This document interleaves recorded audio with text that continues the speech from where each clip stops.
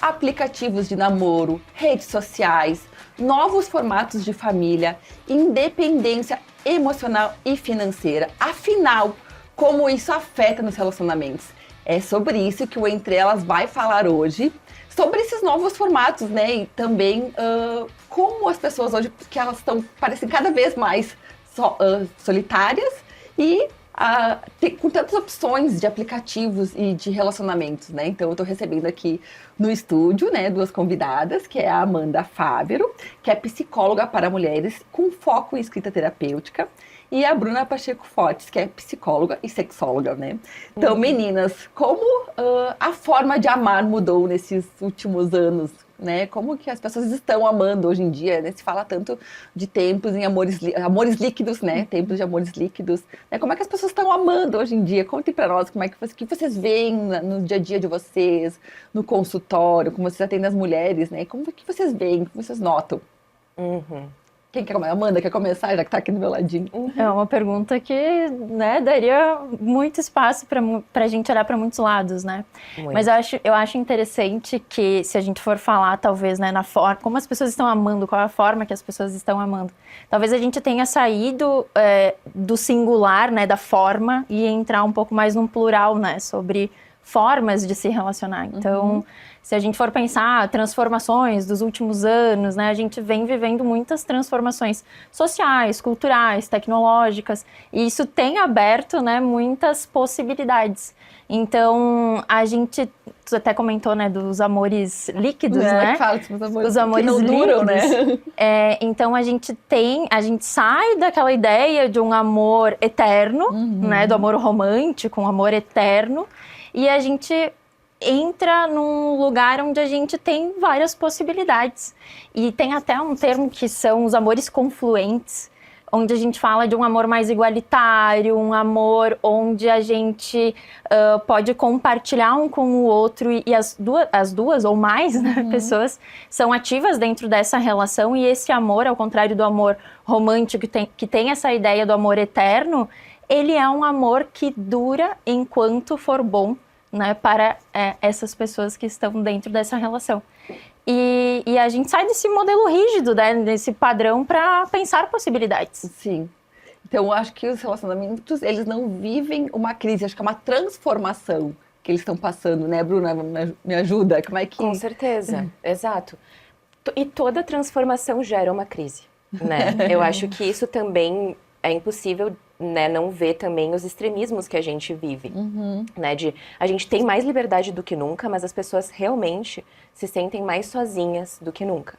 E isso já é comprovado. É muito louco, né? Porque a gente tem muita opção de estar próximo das pessoas, com tantos aplicativos, tantas formas de se relacionar, e ao mesmo tempo as pessoas às vezes evitam, né, procurar outras pessoas e acabam ficando mais sozinhas, né? Exatamente. E por esse risco, né? Porque hoje em dia a gente tem tanta pouca fricção. Se tu for ver, a gente não tem que passar por muita dificuldade para ter o que a gente precisa na nossa vida. Se eu quiser minha janta, ela vai ser entregue na minha casa. Às vezes eu não preciso nem encontrar a pessoa, né? Às vezes eu posso combinar com o entregador de deixar ali, eu nem preciso ter interação com outras pessoas. Então isso é um músculo, né? E querendo ou não, esse é um músculo que está atrofiando socialmente. A gente tem... E a necessidade não muda. Porque como ser humano a gente tem essa necessidade de se conectar, mas de se relacionar. Mas o que nos move? É o desejo. É o desejo. E o desejo não existe mais, porque as pessoas já têm tudo pronto, já têm tudo fácil, digamos, né? Então elas não precisam fazer muito esforço. E cadê o desejo? Essa é a questão, porque o desejo, ele nasce na fricção, né? Se não tiver nada que seja desafiador também, tem que ter um obstáculo. O desejo é atração mais obstáculo igual desejo. Né? Eu tenho que ter, assim, algo que eu considere atraente, mas mais um obstáculozinho, sabe? Aquele obstáculo vai, muitas vezes, alimentar o meu desejo, né? E é o que a gente viu no passado. Só que hoje, realmente, às vezes, na eliminação de qualquer obstáculo, né? Na busca de eliminar qualquer obstáculo, a gente acaba eliminando o desejo. E aí, quando a gente vê uma pessoa jantando sozinha, a gente olha e pensa, liberdade ou solidão? E aí tem essa contraditoriedade, essa dualidade, né? Sim, muitas tem vezes. Uma dualidade, né? Porque, como a Bru falou, né? Existe essa necessidade, existe essa facilidade também, mas existe uma falta e a gente vai perdendo habilidades sociais à medida em que a gente não se coloca nessas situações, né? Porque se a gente for pensar anos atrás, a gente não tinha essa possibilidade tão rápida dos aplicativos, né? Enfim, a gente tinha que ir até a pessoa. Uma festa, um bar, um restaurante, enfim, né? Para encontrar uma pessoa, enfim. Exatamente. Para estabelecer um relacionamento, e hoje não. Né? Então eu acho que até é uma ilusão de que tem tantas opções, mas será que a gente tem tantas opções assim mesmo? Né? Parece mais uma ilusão assim, sabe? Como é que vocês veem isso? Vai criando uma ideia, né, de que sempre tem algo melhor, né? Então até essa questão dos aplicativos, né, de ver vários perfis, várias possibilidades, vai criando essa ideia de que sempre vai ter algo melhor do que aquilo que está se apresentando. Então, acho que é bem importante a gente lembrar, né, que essa perfeição, ela não existe. Para a gente se conectar e criar intimidade, a gente vai precisar entrar em um contato mais profundo, né? Ou com aquela pessoa, ou numa conversa, ou conhecer mais, e não ficar passando, né? Como nos aplicativos a gente passa para a direita, para a esquerda, dá match, não dá. Então, acho que é bem importante a gente ir percebendo como isso vai nos afetando, porque muitas pessoas também vão tendo uma exaustão, né? Desses relacionamentos que são muito rápidos. A gente tem um burnout, né, nos relacionamentos também, né, na forma como as pessoas se conectam hoje. E a gente também tem que descobrir uma nova forma de se relacionar com a gente mesmo, né? Para depois, eu acho que é isso que se fala muito, do amor próprio, né? Sim. Para evitar a carência. E aí, nesse sentido de carência, como identificar um relacionamento tóxico? Como perceber um relacionamento quando ele é tóxico? Porque às vezes a gente não percebe logo de início, né? Quais sinais? Que acho que é o grande medo das mulheres se relacionar hoje em dia, mais com essa onda de feminicídio, né? Então, assim, como perceber que um homem, se é que tem como, né? Mas como identificar, talvez, como um relacionamento pode ser tóxico? E também, por outro lado, como identificar um relacionamento que pode ser saudável? Porque também tem os dois, né? A gente consegue identificar isso no início. A gente não fala só das coisas ruins, sempre tem coisas boas, a gente pode encontrar coisas boas, né? Com certeza, com certeza. Eu acho que são vários sinais que, às vezes, tu dentro da situação, com certeza, passa batido.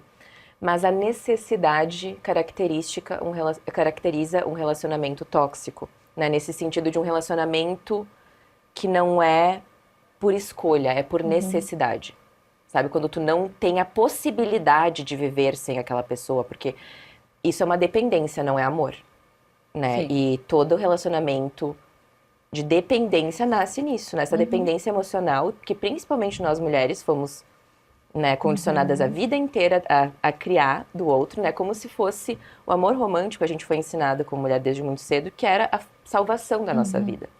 Né, que uma mulher pra isso, só ia ser completa quando estivesse num relacionamento amoroso. E é muito mais a pressão pra mulher, né? Isso. Muito mais, muito mais. Né, o homem não tem, porque assim, a gente que vem com essa questão até de idade, de expirar, né? Teve recentemente, assim, o movimento Red Pill, de vários homens que falavam sobre isso, de idade das mulheres. Então, assim, a mulher sofre diversas pressões. A síndrome da escolhida, porque ela não foi escolhida, né? Parece que ela tem que ser escolhida por alguém, por um homem. Exatamente, exatamente. Então, eu vejo que essa questão de tu se isolar do mundo e tentar viver apenas através do amor que tu tenha por aquela pessoa, né? Se nutrir apenas daquela pessoa. Isso é um sinal muito clássico e frequente de relacionamentos abusivos. Abusivos, que aí pode cair num relacionamento que a pessoa, quando não conseguir mais dominar a mulher... Exatamente. A pessoa primeiro vai te isolar, né? Então... A mulher vai ficando numa teia, né? Como se... E aí, por mais que não aconteça sempre das mesmas formas, existe um ciclo aí que pode ser identificado em relacionamentos abusivos, né? Algumas fases, assim, então quando a gente fala da sensação da montanha-russa, né? De viver numa montanha-russa, essa coisa que oscila muito, o isolamento, o ciúmes excessivo, humilhações, então até a falta de apoio emocional, colocar essa mulher, né, para baixo, invalidando ela. E aí, nesse ciclo, né, do relacionamento abusivo, a gente tem algumas fases, e uma delas é aquela fase que faz com que a pessoa continue acreditando que aquela relação pode ser boa, né, que essa pessoa pode mudar. Então, a gente tem uma fase que é uma tensão, onde existem alguns comportamentos que eles podem ser sutis, mas que eles geram uma tensão e que geram um sofrimento. Aí a gente tem uma outra fase que são comportamentos mais agressivos, que podem ser mais violentos. E aí a gente tem a fase da lua de mel, né? Aquela fase onde pede perdão e diz que vai mudar. E faz aí alguns agrados que fazem essa pessoa acreditar nessa mudança e permanecer nesse ciclo. Então, tem alguns sinais, mas acho bem importante, Cris, o que tu disse, de às vezes não é perceptível no início. Então, é muito comum que não se perceba, né? Que aconteça, que tenha amor, que tenha carinho, que tenha afeto, demonstrações, né? Mas que de forma sutil e gradual isso vá, né, se escalonando, né? Sim. Então, tem aí alguns sinais, né? E acho que para se precaver, eu acho que a mulher tem que estar, enfim, manter sua vida fortalecida, essa independência, né, para talvez evitar. Com certeza. Não, e de tu entender, né, eu acho que independente até, inclusive, do formato de relacionamento que tu vai escolher no futuro, tu precisa, até para te poder definir isso com clareza e sem estar querendo se moldar ao que o outro quer, porque relacionamentos abusivos existem em todos os formatos. Isso é importante. A gente pensa só existe na monogamia. Não. Existem mulheres que são coagidas a entrar num relacionamento aberto, assim, sem ser a necessidade dela. Nossa. Do tipo de, porque a minha... Sabe, de começar com manipulações sutis. Sim. E aquilo se transformar numa imposição, ela nem perceber. Sim, a pessoa querer fazer isso para agradar o parceiro, né? Que, enfim. Então, tudo é possível, né? Então, só para desmistificar que é só um formato, né? Todos os formatos, isso pode acontecer. Então, é importante tu pensar quais são, realmente, de tu formular isso, e isso vai de tu parar e se olhar e sentir no teu corpo e perceber o que eu preciso para estar satisfeita numa relação. Só que é isso, quando a gente foi ensinada a vida inteira, né? O que eu preciso ser pro outro me escolher... É completamente diferente, são posições opostas. Sim. Se eu passo a minha vida inteira querendo ser escolhida, não sobra espaço para mim escolher. Né? Não sobra espaço para mim dizer, não, isso aqui para mim não serve. Sim. Ou, sabe, tu não tem como... Porque a gente também pode escolher, não precisa ser escolhida, né? A gente não é submissa ou passiva, sei lá qual é a palavra, que a gente tem que estar sempre né, enfim, e hoje as pessoas estão mais acomodadas, então acho que também é bom as pessoas também terem a iniciativa, irem atrás do que elas buscam.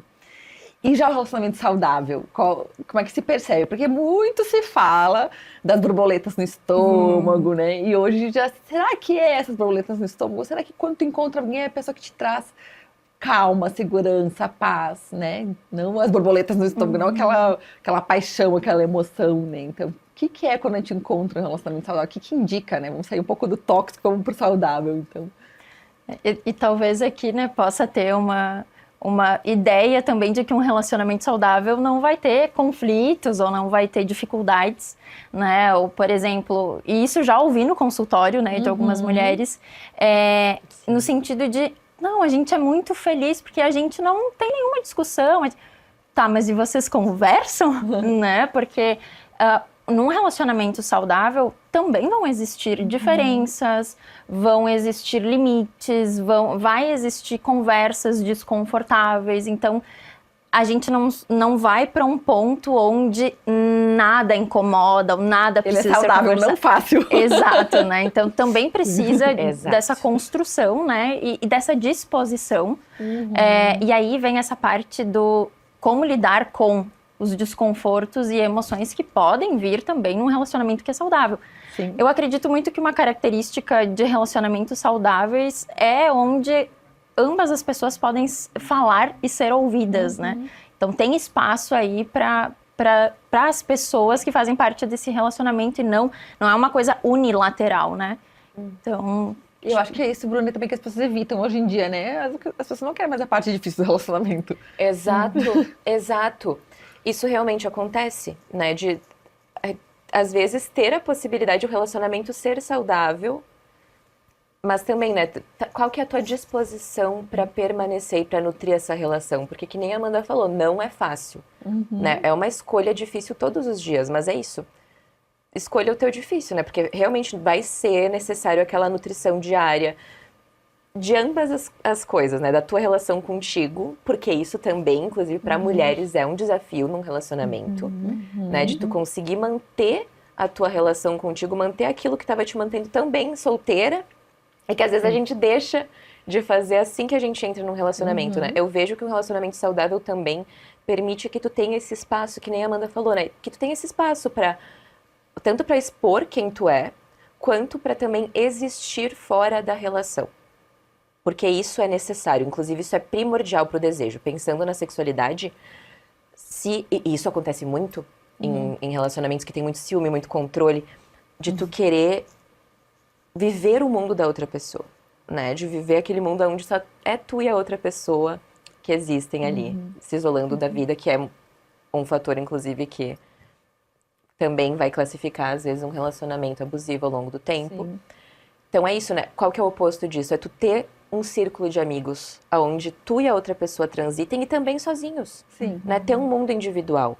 Então isso também eu vejo que casais que permanecem juntos a longo prazo e que são felizes e que têm um relacionamento saudável também nutrem e priorizam tanto o tempo do casal quanto o tempo individual. Eu acho que também acontece as pessoas às vezes não querem abrir mão de nada, também acontece ao contrário, né? Às vezes de mergulhar na vida da pessoa e às vezes também não quer abrir mão de nada por causa da pessoa. Também não dá, né? Claro, claro. Porque a gente também precisa do equilíbrio da vida do casal também, né? Então tem que ter os dois, eu acho. Com certeza. Eu acho que é um processo que as pessoas que relacionamentos estão passando, e até nesse sentido de esse processo que as pessoas estão vivendo, qual que é a tendência dos relacionamentos? O que a gente pode falar sobre isso, né? O que a gente pode esperar dos relacionamentos? Porque a gente já vê que os casamentos já não duram a vida inteira, né? As mulheres também não estão priorizando tanto um relacionamento como uma vez, né? Hoje as pessoas solteiras também não é uma coisa que cause tanto espanto, né? Como uma vez, né? Então, o que a gente pode esperar dos relacionamentos no futuro?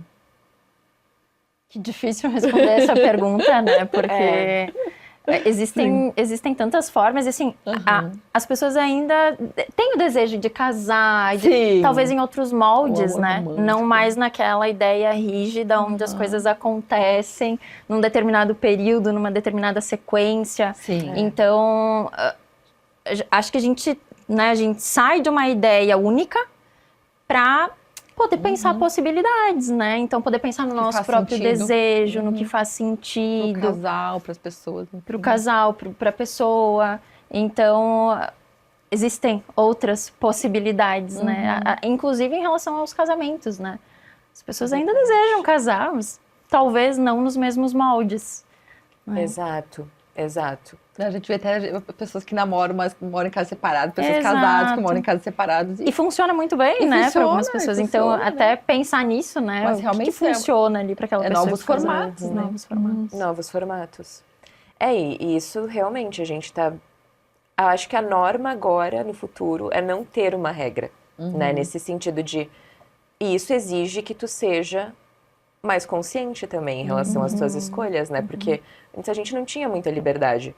Não. Né? Por muitos e muitos e muitos séculos, como mulher, principalmente, a gente era não um padrão. tinha... Era um padrão. Se a gente não seguisse o padrão, tu era... E o casamento era pura conveniência. Não era nem por amor, né? Não era por amor. Hoje em dia é. E daí é isso, quando a gente escolhe alguém para casar, o que a gente quer? E isso não vai mudar. A gente quer uma testemunha para nossa vida. A gente quer alguém que olhe para nós, que conheça a nossa história e que nos ame por conta disso. Então, isso é uma assim, de ser aceito, de ser visto, de ser apreciado. Então, são necessidades humanas, que é por isso que, inclusive, as pessoas ainda casam. Né? E é uma instituição que não vai, muito provavelmente não vai acabar assim. Vai ser ressignificada e remodelada. Está sendo, eu acho. Está sendo já. Está sendo. Eu acho que cada vez mais nesse sentido, sabe? Mas vai existir de outras formas. Bem legal. Vocês vão ter que pausar um pouco o papo agora, que nós vamos chamar para o intervalo. Nós voltamos rapidinho. Até o próximo bloco.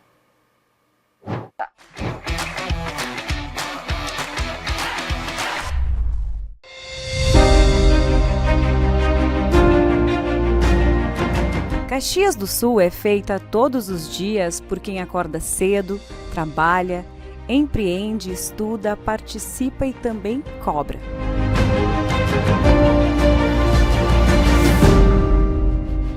A cidade se constrói diariamente nas ruas, nos bairros, nas comunidades. E existe um lugar onde as vozes dos caxienses precisam ter espaço, escuta e também respeito. É na Câmara Municipal de Vereadores que essa realidade se encontra, em forma de debates, projetos de lei, fiscalização e também na tomada de decisões.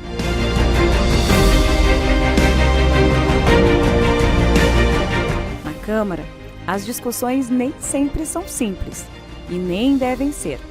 A democracia exige diálogo, responsabilidade e posicionamento. É nesse espaço que o Poder Legislativo cumpre o seu papel: representar a população, acompanhar de perto os atos da Prefeitura e decidir caminhos que impactam na vida da cidade.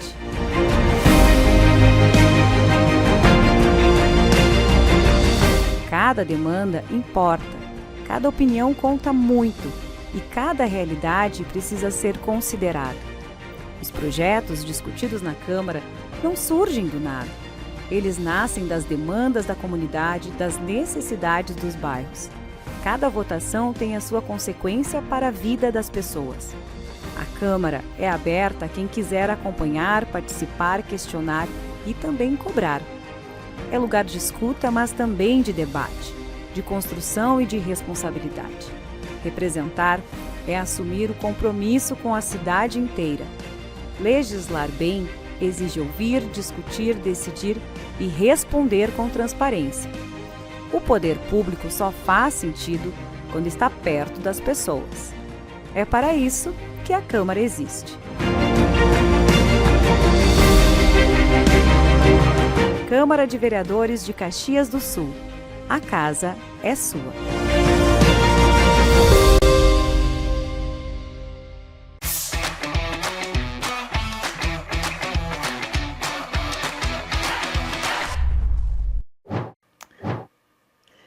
De volta com o programa Entre Elas, hoje falando sobre os novos formatos de relacionamento, como os aplicativos de namoro, redes sociais interferem nesse novo normal, né? E eu tô com duas psicólogas aqui, a Amanda e a Bruna. A gente já conversou um pouquinho no primeiro bloco.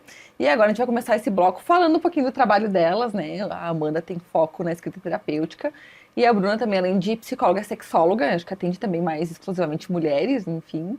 Mas para vocês contar um pouquinho como é que é esse trabalho de vocês com as mulheres, né? Como é que vocês atuam. Enfim, contem para nós como vocês ajudam as mulheres, né? Com o trabalho de vocês.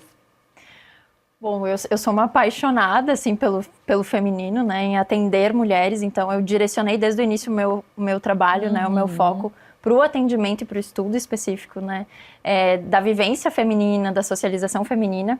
E hoje eu trabalho tanto na clínica, né, nos atendimentos de psicoterapia, quanto em grupos. Então, tenho grupos, espaços, né, em grupo, para prática de escrita terapêutica, né, com foco em expressão e autonomia emocional.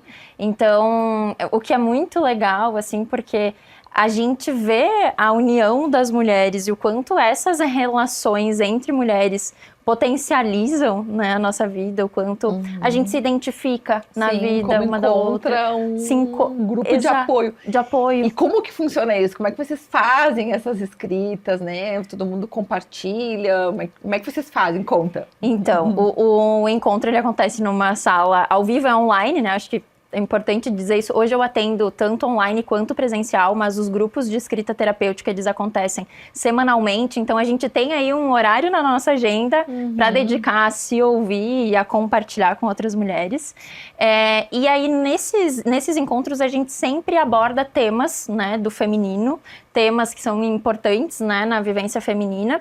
Reflete sobre eles, conversa sobre as nossas vivências, e aí sempre tem uma proposta de escrita né, para essas mulheres, um direcionamento que eu passo para elas em formato de pergunta, e aí a gente fecha as câmeras, fecha os microfones e cada uma escreve, né, no seu diário, e aí depois a gente volta ali, abre as câmeras, os microfones e compartilha essas experiências. Inclusive a Bru já esteve, né, falando sobre sexualidade feminina, então um dos temas que também é muito interessante e é de muito interesse das mulheres que participam, né, do clube, é sexualidade feminina, então elas têm um espaço ali para falar mais abertamente sobre as suas vivências, sobre as suas dores, sobre os seus desejos, e a gente poder explorar isso, e a escrita ela vem como uma forma mais acessível da gente falar sobre coisas que muitas vezes a gente não encontra espaços, né, nas relações ou na nossa vida para falar. Sem julgamentos. Então a gente se sente mais segura, né, para escrever. Encontra um lugar sem ser julgada por estar Exato. pensando, né, Exato. de outra forma que não, sei lá, que eu acho que não é normal, né, mas às vezes é muito normal. É muito, e isso também é legal, porque muitas vezes algumas vivências das mulheres, principalmente, não são compartilhadas por elas, porque elas se sentem sozinhas naquilo. Então, a vergonha de falar que sente determinada coisa ou que vive determinada coisa, por achar que só ela vive aquilo. E aí, no grupo, tem muito esse movimento da gente se identificar e perceber que não tá sozinha. Sim. E que é importante nomear essas vivências para poder também dar um sentido, para poder lidar com aquilo de uma outra forma, encontrar saídas, né, para algumas situações. Então, tem um potencial muito, muito grande. Eu sou uma apaixonada, assim, por grupos. É uma turma? É um clube, então sempre todo tem mundo pode se possibilidades de entrar, né? Então tem mulheres que estão comigo no clube já. Eu faço os encontros de escrita desde 2021, então tem mulheres que estão comigo desde 2021 e seguem, porque a gente sempre está trabalhando temas diferentes, né? E, inclusive alguns dos temas vêm a partir delas, né? Do que elas compartilham ali nesse espaço. E como tu, enfim, procurou essa técnica, todo mundo chegou a essa técnica? Porque escrita, eu faço, mas eu nunca tinha pensado em compartilhar isso com outras mulheres. Eu faço isso. Quando, meu Deus, muitos pensamentos, aí eu organizo no papel, parece que eu organizei ali, né? E realmente organiza, né? Organiza, assim, escrevi, parece que até aliviou, que nem era tão grande quanto parecia na minha cabeça, né? Sim. Mas, assim, escrever, estar com outras mulheres e compartilhar, isso eu nunca tinha pensado, porque pra mim era só meu, assim. Sim. E muitas mulheres escrevem, né? E acham que não tem uma função terapêutica, né? Não se dão conta da função terapêutica disso. Eu encontrei a escrita terapêutica numa vivência pessoal, né? Então, eu comecei a escrever quando eu tinha 18 anos, numa busca por também organizar os meus pensamentos, regulação emocional. E na graduação em psicologia, pelo menos na minha graduação em psicologia, eu nunca ouvi falar sobre essa ferramenta. E eu já criava conteúdo no Instagram naquela época e compartilhava alguns dos meus momentos de escrita e as pessoas começaram a se interessar e perguntar, né? Ai, como faz? O que tu faz? Ajuda no quê? E a partir dali eu comecei também a estudar e a pesquisar sobre escrita terapêutica. Inclusive, aí eu fui descobrir que é uma técnica, uma ferramenta que é estudada desde 1980, né? O pioneiro foi um psicólogo e sociólogo, então... inclusive, no ano passado, eu fundei uma empresa de capacitação de escrita terapêutica para a prática clínica, porque realmente não é um assunto muito difundido no sentido de utilizar com direcionamento e na prática clínica. Que me lembrou um pouco de diário quando a gente escrevia, assim, eu escrevia muito de adolescente e eu fiquei pensando quanto isso deve ter me ajudado naquela época, né? Sim. De colocar no papel, assim, tantos sentimentos que vêm, que afloram. Sim. Enfim. E a gente, é uma forma da gente se ver fora da nossa mente, né? Então, a gente tem uma outra perspectiva sobre nós mesmas, as nossas emoções, né? E as nossas vivências. Então, realmente tem... E no grupo, a ideia também é que se tenha um direcionamento para ter os efeitos terapêuticos da escrita, porque nem toda escrita é terapêutica. Sim, né? Então... sim. Sim, ela tem um sentido, né? No Exato. grupo. E tu, Bruna, nossa, fala sexóloga, a gente até estava falando, né? Quando eu falei que eu ia uma sexóloga, nossa, a gente começou a lembrar dos sexólogos, até aqueles que já vêm nos programas de TV, que a gente vê, não é esse sentido o termo, é tipo Jairo Bauer, eles que falam sobre dúvidas de sexo, não é, né? Não é esse teu trabalho, como tu é psicóloga, eu acho que em outro sentido, não sei, mas explica. Com certeza. Que a gente começou aqui a pensar, mas não... Com certeza. Não, na verdade, eu me formei em psicologia e foi na minha graduação... A Marta Suplicy e a Laura Miller também falaram os exemplos aqui, né? A gente ficou falando, se era assim. Não, não deve ser assim. Não, na verdade, então, eu sou psicóloga, né? Então eu atuo através da psicologia com foco em sexualidade. Né? Então eu comecei a me especializar nessa área, foi na graduação também e por falta de informação, porque eu acho que teve assim, não teve nenhuma aula completa sobre sexualidade na minha graduação. Se teve uma completa, foi muito. Entende? Uma aula. Sim. Sendo que é um universo que eu tô desde 2017 me especializando, né? Fiz minha primeira especialização na área em 2017, então imagina quantas coisas já, sabe, eu ainda tô buscando, então E eu tem acho que a muitas sexualidade camadas. revela muita coisa. Nossa! Ainda mais pra, assim, especialmente a sexualidade feminina, né? Na faculdade eu comecei a estudar mais por conta disso, porque várias falas, e pra mim também, na verdade, na minha vida fez muito sentido, assim, a forma como nós mulheres fomos condicionadas a nos posicionar sexualmente, né? Se a gente, especialmente na vida, né? Na verdade, Sim. o sexo é um reflexo de como a gente se posiciona em todo o resto da vida também. Então, se é priorizando o prazer do outro, se é baseando o nosso prazer. O que mais me chocou uma vez foi justamente descobrir que mais de 70% das mulheres, segundo uma pesquisa que a Peggy Orenstein fez na época, que é uma jornalista americana, e ela fez num campus de universidade. Então, são mulheres jovens, eram 20 e poucos anos, né? De 20 a 30 anos, vamos botar ali. Mais de 70% das mulheres mediam, né, a satisfação delas numa relação sexual com base na satisfação da outra pessoa. Então, elas baseavam assim, o sexo foi bom? Depende, vamos ver se foi pra outra pessoa aqui. Sim. Se gostou, Entende? não. Então, se tinha Se sinais foi bom pra positivos... ti, é o que eu perguntei, foi bom pra ti. Exatamente. Então, isso mostra muito como muitas de nós ainda... E muita coisa mudou. Mas ainda tem muitos tabus e muitas travas internas que nos impedem de acessar. Eu atendo muito casais também. Eu atendo mulheres, atendo homens e casais. Tem os dois também. Isso. Teve uma época que eu não estava atendendo mais, mas eu atendo homens que são homens conscientes, né? Que querem olhar para si, para a sexualidade de uma forma diferente, que estão dispostos a assumir a responsabilidade perante isso. Então, isso exige, né, certas coisas.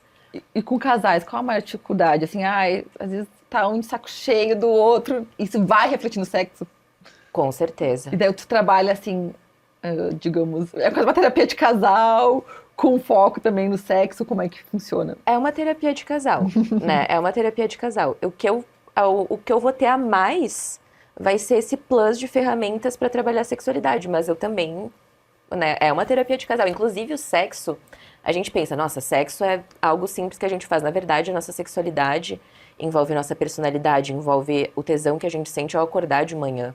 A nossa libido também está relacionada com a nossa disposição perante a vida. Então, como eu acordo de manhã, se eu acordo com tesão pela vida, eu já queria voltar pra cama agora. Sabe? E quem nunca? Isso já aconteceu. Eu já acordei várias vezes. Eu acordei isso vários dias, todos os dias. Exato. Quando se torna algo que acontece recorrentemente todos os dias da tua vida, né? Mas, sim, a sexualidade envolve muitas outras coisas. E quando tu vê, tu tá olhando pra toda a vida da pessoa. Porque eu não tenho como trabalhar isso sem trabalhar necessidades emocionais, sem trabalhar traumas, sem trabalhar a construção, né, da sexualidade daquela pessoa. Então é muito além, porque quando a gente pensa sexóloga, vai ensinar umas técnicas de sexo, vai ser isso. A gente fala sobre massagens, a gente traz dinâmicas, a gente traz repertório para falar abertamente sobre fantasias e desejos, mas isso é uma parte do trabalho, né, tipo de educação mesmo, em relação à sexualidade, de anatomia, mas isso é muito pequeno. Se eu fosse ver, assim, é só a pontinha de todo o resto que a gente trabalha, sabe? Sim, e o casal, com certeza, assim, no início não tem esse problema. O problema, acredito, né, que vai para uma terapia é quando já estão um tempo juntos, né? Já está um tempo ali, aquela coisa fica, não sei, monótona, enfim. Mas quais dicas que aí tu traz para os casais, né, que já estão um tempo juntos, para não... Como é que trabalha com os casais nesse sentido? Tá. Aí vai demorar, vai depender, na verdade, vai depender muito de cada casal, né? Porque cada um vem com uma demanda específica.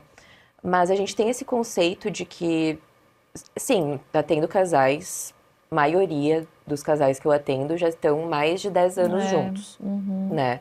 Mas também tenho casais que às vezes não estão nem um ano juntos. Ah, é? E que já foram buscar terapia, sim. Então, isso...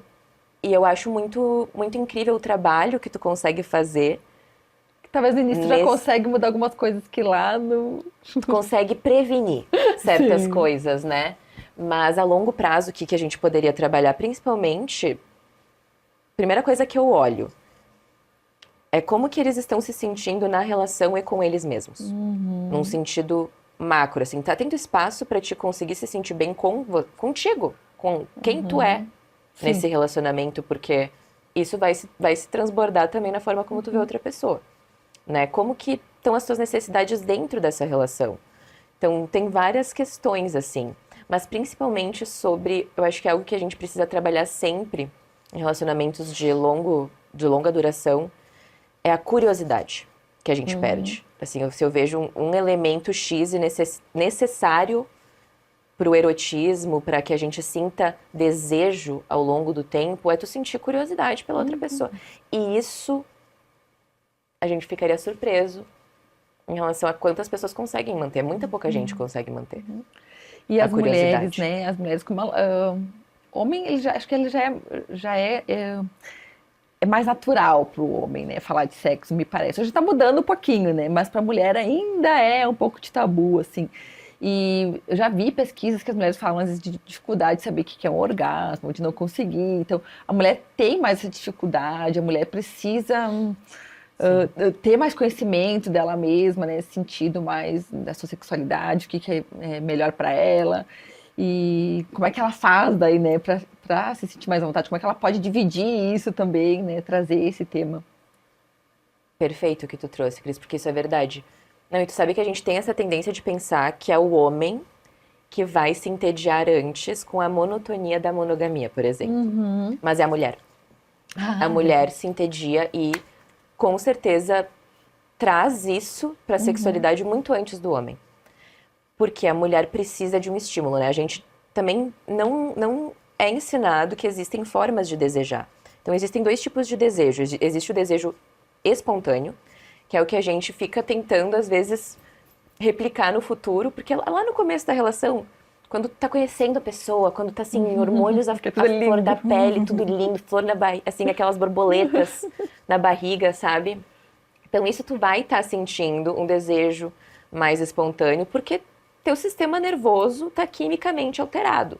Então, tu vai ver tudo como, ai, novidade, algo incrível que te chama atenção. Mas, ao longo do tempo, que é o desejo da maior parte das mulheres, estatisticamente falando, existem mulheres com desejo espontâneo que têm mais desejo por sexo, mas a grande maioria vai ter um desejo responsivo, ou seja, algo precisa acontecer para acender essa fogueira, né? Não vai acontecer sem ter o estímulo certo, sem pegar um pouquinho de fogo, né? Antes, sem ter um estímulo, sem ter um incentivo. Então, o desejo espontâneo, ele não vai permanecer ao longo do tempo. E a gente precisa aprender também a como estimular o nosso desejo. Eu acho que isso, ao longo do tempo, é algo que mudou. Questão do que a mulher precisa num relacionamento para permanecer. Com a liberdade que a gente conquistou, com certeza que a gente não vai aceitar qualquer coisa. Sim. Mas ainda existe uma submissão sexual da mulher em relação a nomear o próprio desejo. Muitas mulheres, às vezes, são extremamente independentes, sabe? Conseguem se posicionar de uma forma independente toda a vida, mas não conseguem nomear o que querem. E colocam isso sobre a outra pessoa, né? De tipo, a outra pessoa precisa decifrar o meu desejo, né? Adivinhar o que eu gosto. Tipo, saber exatamente como me tocar, porque é tarefa da outra pessoa, né? Sem falar. Especialmente quando essa pessoa é um homem, pelo papel imposto em cima dele ele em também relação ao O sexo. homem também tem essa pressão. Muito, muito. Em relação a desempenho e performance, tem mais que a mulher. Né? A gente quer agradar, mas o homem ele é ensinado a vida inteira a performar também. Sim. Então, eu vejo que para a emancipação sexual da mulher, para ela conseguir, de fato, se apropriar da própria sexualidade, ela precisa nomear. E perceber aos poucos o que desperta o meu desejo. Sim. E daí a escrita, assim, o grupo da Amanda é maravilhoso nesse sentido, em diversos outros, porque estar num grupo de mulheres abre teus olhos e também instiga muito a tua imaginação, né? De tu conseguir imaginar, tipo, que cena que necessitaria aqui. Ótimo. É muito legal que você trouxe, porque a gente fala muito de tesão e pensa em tesão e prazer, fica só pensa em sexo, mas tem tantas outras coisas que nos dão prazeres, que nos motivam, que, né, que, enfim, ativam nossa libido, que não só se resume a sexo, né? Mas enfim, a gente acabou o tempo, inacreditável, passou muito rápido. Então, só para encerrar, só uma dica assim bem rapidinho de vocês para relacionamento saudável hoje em dia, né, das mulheres, né? Enfim, como que elas podem construir um relacionamento saudável nos dias de hoje? Eu diria assim, tanto para mulheres quanto né, no geral, estar disposta e aberta ao seu relacionamento consigo e com o outro, né? Então, se a gente for pensar em relacionamentos a longo prazo, relacionamentos saudáveis, acho que precisa dessa disposição e dessa abertura, né, para conversa, para o diálogo, para se perceber, para ver o outro também e para a gente lidar com as nossas emoções, porque elas vão aparecer. Sim, elas existem. Né? Elas existem. Então, somos humanos. Então, acho que é bem importante a gente sentir mesmo, né? Para poder lidar com isso. Mas é muito gostoso nutrir intimidade e proximidade com a gente e com as outras pessoas. A Bru até falou sobre essa questão da curiosidade. E às vezes a gente acha que sabe tudo sobre nós e sobre o outro. Então, como é legal e interessante a gente olhar pra gente com essa curiosidade em descobrir mais sobre si. E acho que principalmente para as mulheres, essa é uma outra dica que eu daria, que é experimentar espaços, o mundo, porque é nessas experiências, em espaços diferentes, que a gente também vai se conhecendo. Então, paradinha no nosso lugar, vivendo sempre as mesmas coisas, muito provavelmente a gente não vai experimentar diferentes lados nossos, né? E a mesma coisa com... Enfrentar medos, né? Com o relacionamento, exato. Bruna? Eu concordo com tudo que a Amanda trouxe, acho que são pontos fundamentais.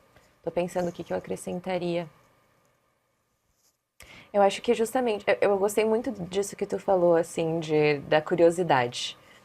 E por si, porque isso é algo que vai transbordar, né? Se tu estiver disposta a cultivar essa curiosidade por ti, e isso é algo diário, né? Vai acontecer na playlist que tu vai se permitir criar pro teu prazer, né? Se tu fosse criar uma playlist pra ti, daqui a pouco pro banho, né? Um momento teu que tu vai...